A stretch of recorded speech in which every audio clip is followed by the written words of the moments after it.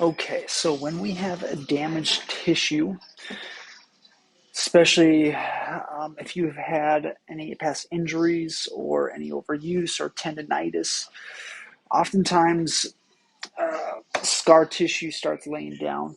And from there, with scar tissue, it's just a bunch of jumbled up fibers that are just laid in place. They also have a lot of um, pain receptors that rely within that tissue, which is why a lot of people, when they are injured or when they're hurt, um, they have a lot of scar tissue buildup.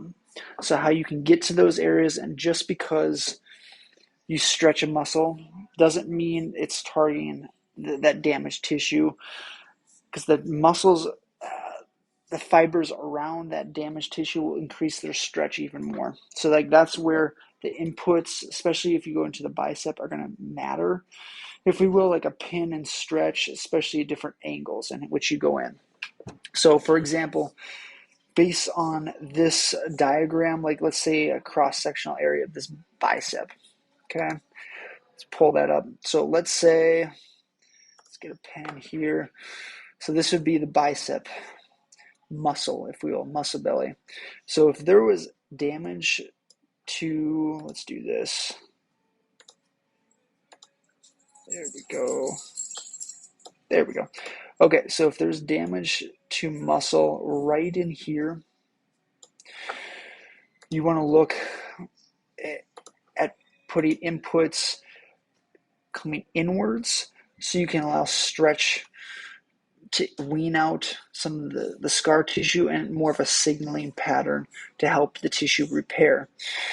Because usually what happens is everything around here, God, that is really hard to say, that will increase the stretch just to guard that damaged tissue, which is why a lot of injuries prolong for a lot of people. Some of it depends on the inflammatory state of the whole systemic body, if we will. But that's where, when we do muscle work and where you feel the most tension, that will matter in terms of what direction you put pressure. And anytime you put pressure in one direction, you want to move the limb in another direction, usually in a short to lengthened state, but you can also do a lengthened state with like rotation, if we will, there too.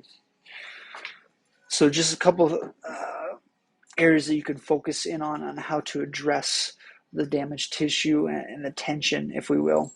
Now, it usually doesn't feel good. There's some discomfort with that, but that's part of the process on weaning out the small pain fibers within that scar tissue. So that's one area that you want to focus on anytime you have damaged muscle. Joints and ligaments and tendons are a little different, but usually if there's a problem with a joint, oftentimes it lays down neurological tightness, which forces a contraction of muscle of the whole muscle belly. And then that's a little different too, but that depends on certain angles of the joint. But we'll get to that more in depth in another video.